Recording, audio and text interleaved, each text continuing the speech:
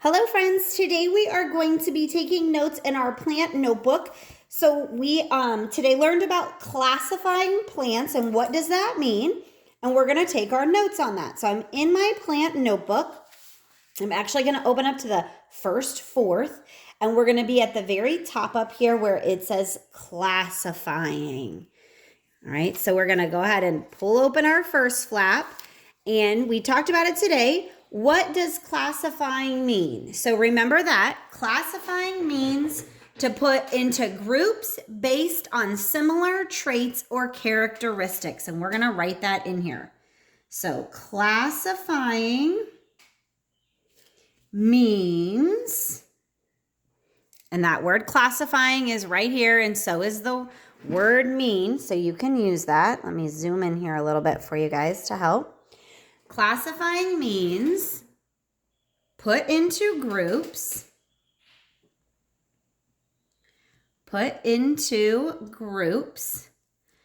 based on similar traits or characteristics. Just like when we talked about classifying animals. We classify plants based on things that are the same. Do they have flowers? Do they have cones? Do they all live in the same area? Is their habitat the same? A rainforest or a desert? Okay. How do scientists classify plants? What is it that they look at? Well, they classify them using their plant structures. So scientists, I'm using my question, classify plants. Use my question to write my answer by their structures. And we've already learned about plant structures. That's roots, stems, leaves, fruit, and flowers. So they use their structures as a main way to classify them. Okay.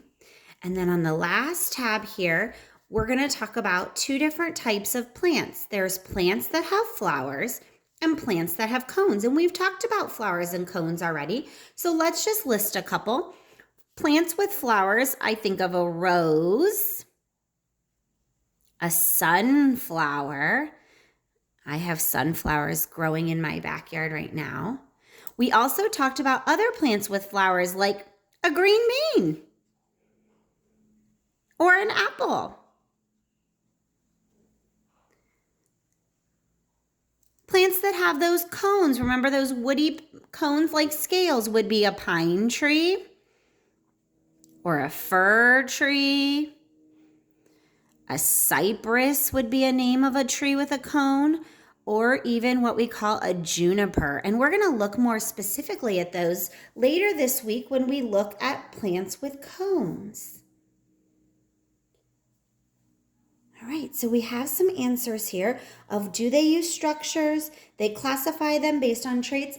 And remember, we also talked about people classify plants differently also depending on their needs. A farmer classifies plants based on when they're going to need to be harvested or picked. A gardener is going to classify plants if it needs sun or shade so they can put them in the right location. All right, so today we took our notes on classifying plants. We're going to read later this week about flowering plants and take notes on that soon.